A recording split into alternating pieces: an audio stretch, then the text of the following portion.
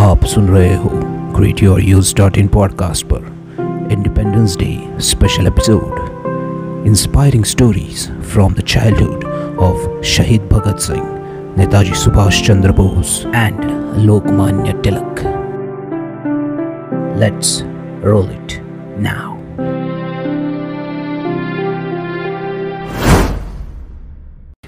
आप सुन रहे हैं भगत सिंह के बचपन की एक कहानी। कहते हैं पूत के पाँव पालने में ही दिखाई पड़ जाते हैं। 5 वर्ष की बाल अवस्था में ही भगत सिंह के खेल भी अनोखे थे। वो अपने साथियों को 2 टोलियों में बांट देता था और वो परस्पर एक दूसरे पर आक्रमण करके युद्ध का अभ्यास किया करते। भगत सिंह के हर कार्य में उसके वीर, धीर और निर्भीक होने का आभास मिलता था। एक बार सरदार किशन सिंह इस बालक को लेकर अपने मित्र श्री नंद किशोर मेहता के पास उनके खेत पर गए। दोनों मित्र बातों में लग गए और बालक भगत अपने खेल में लग गया।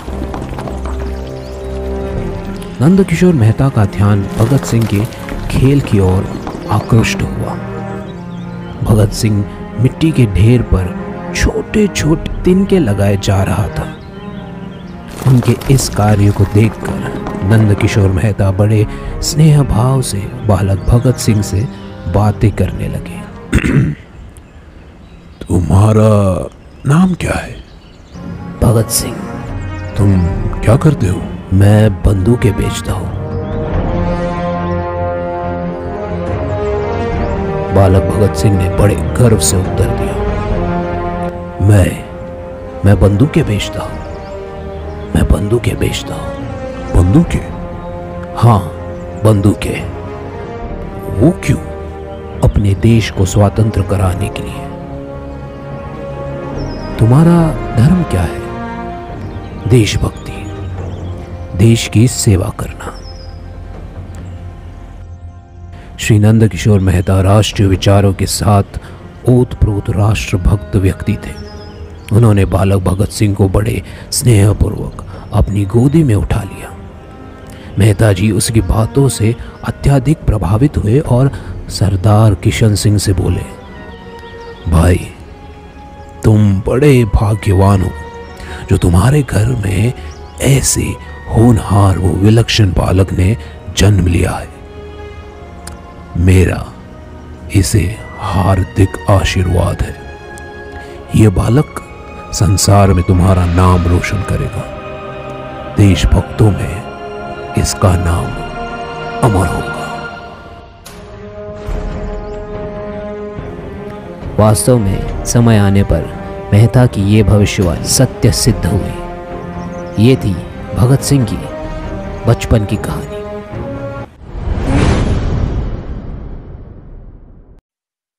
नेताजी सुभाष चंद्र बोस की एक कहानी।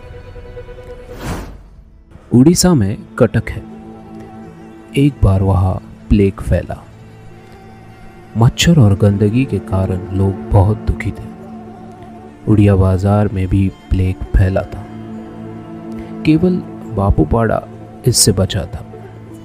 बापूपाड़ा में बहुत सारे वकील लोग, समझदार लोग रहते थे। वे घर के आंगन व आसपास में गंदगी नहीं रहने देते थे।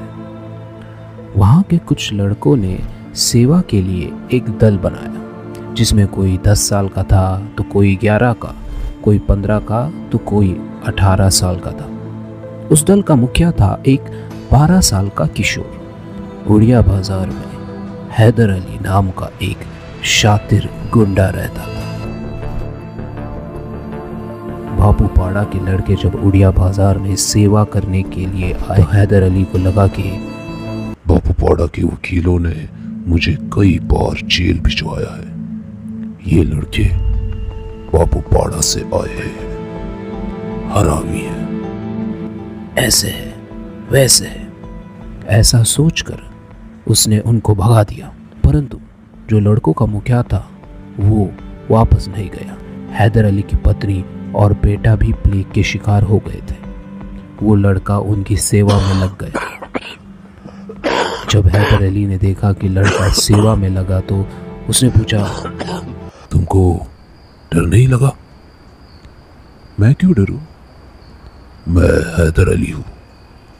मैं तो बाबू पाड़ा वालों को गालियां देता हूं। सेवा मंडल के लड़कों को मैंने अपने शत्रु समझकर भगा दिया, और तुम लोग मेरी पत्नी, वो बच्चे की सेवा कर रहे हो। बालक, हम तुम्हारी इस हिम्मत और उदारता से बड़े प्रभावित हैं। बेटा, मुझे माफ कर देना। मैंने तुम्हारी सेवा की कदर नहीं की। आप तो हमारे पिता तुल्य है। माफी देने का अधिकार हमें नहीं है। हमें तो आपसे आशीर्वाद लेना चाहिए। यदि कोई बीमार है तो हमें उसकी सेवा करनी चाहिए। आपकी पत्नी तो मेरे माता तुल्य है और बेटा भाई के समान। हैदर अली उस बच्चे के निष्काम सेवा और मधुर वाणी से इतना प्रभावित हुआ कि फूट फूट कर रोया।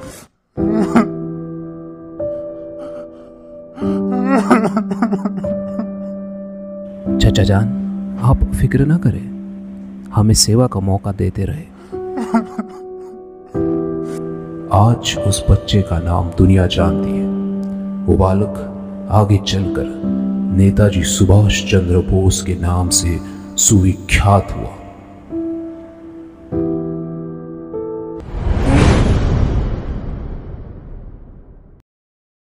बाल गंगाधर तिलक से जुड़ी हुई एक घटना, जो कि तिलक की स्कूली जीवन की है।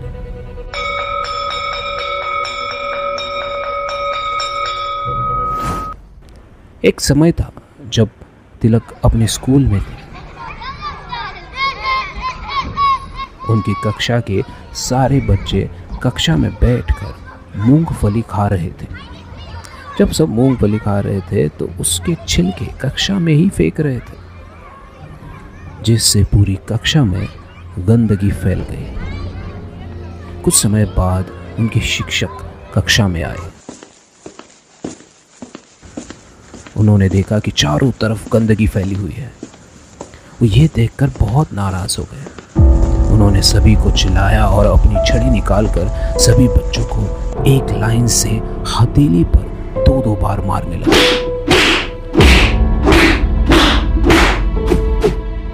अब जब तिलक की बारी आई तो तिलक ने छड़ी खाने से साफ मना कर दिया।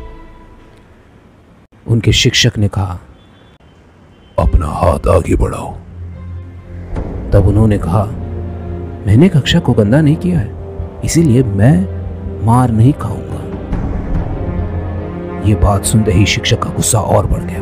फिर शिक्षक ने उनकी शिकायत जाकर प्राचार्य से की। इसके बाद क्या होना था, तिलक के घर पर उनकी शिकायत की गई और उनके पिताजी को स्कूल बुलाया गया। जब उनके पिताजी स्कूल आए तो उन्होंने कहा, मेरे बेटे के पास पैसे ही नहीं थे।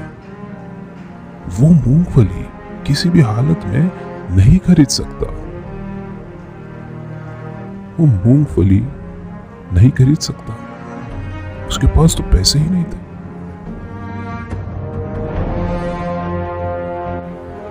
ये घटना लोकमान्य तिलक के साहस की थी।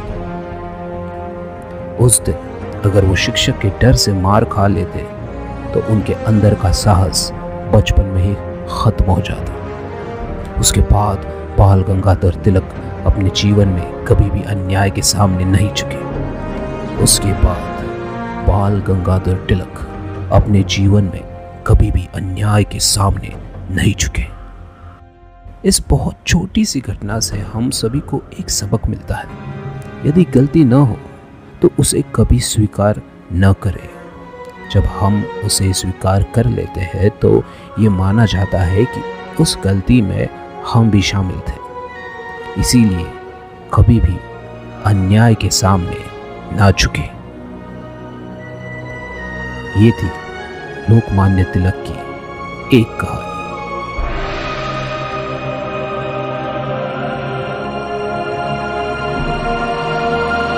ये थी हमारे देश के वीरों की कहानी। उम्मीद करता हूँ कि आपको ये एपिसोड अच्छा लगा। ऐसी और आज़ादी की कहानियाँ, हमारे देश के अमर वीरों की कहानियाँ हमने प्रोड्यूस की है, उसे भी ज़रूर सुनो। नीचे डिस्क्रिप्शन में लिंक है createyouruse.in/Indian Freedom Fighter। उस लिंक पर टैप कीजिए और सुनिए। और आप इन कहानियों को फ्री डाउनलोड करके आपके अपने टाइम पर सुन सकते हो।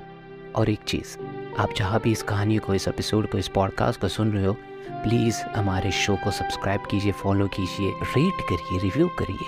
आपके एक सब्सक्राइब से या फॉलो से, आपके रिव्यू से, रेटिंग से इतनी एनर्जी मिलती है कि हम बता नहीं सकते। So thank you for listening. नीचे डिस्क्रिप्शन में लिंक है। आज़ादी की ऐसी और कहानियाँ ज़रूर सुनिए।